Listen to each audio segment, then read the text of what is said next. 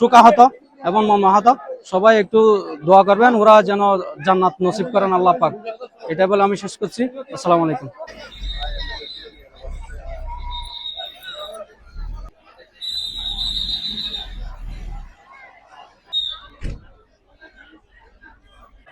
আসসালামু আলাইকুম রহমতুল্লাহি ওয়া বারাকাতুহু।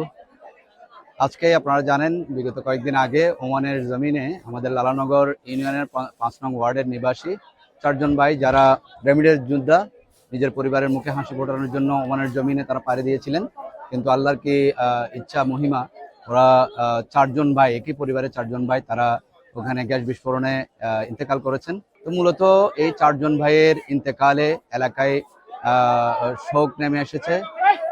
আসলে তাদের মা এবং জীবিত তাদের যে ভাই আছে, এই ভাইকে সান্ত্বনা দেওয়ার মতো ভাষার কারণেই এলাকাবাসী সকলে মুমূর্ষ।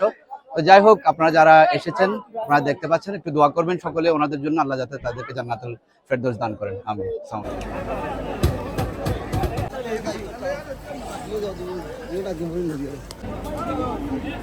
বিশেষ করে ওমান প্রবাসী কল্যাণ পক্ষ থেকে অনেক হেল্প পাইছি, বাংলাদেশ এম্বাসি থেকে অনেক হেল্প পাইছি, সবাইকে ধন্যবাদ, কৃতজ্ঞতা প্রকাশ করতেছি।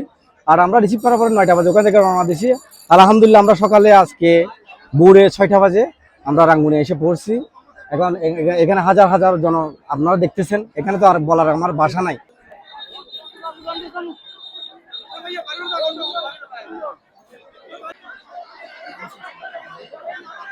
আসসালামু আলাইকুম। আজকে আমাদের বিশেষ একটা মর্মাহতর দিন, যেহেতু আমাদের এলাকার 4টা ভাই একসাথে ওমানে ইন্তেকাল করেছেন। তো আমরা সবাই আজকে খুবই মর্মাহত। আজকে সকাল 6:30টার দিকে আমাদের গ্রামের বাড়িতে লাশ 4টায় লাশ উপস্থিত করতে পেরেছি। এখন গোসলের প্রস্তুতি সবকিছু চলতেছে।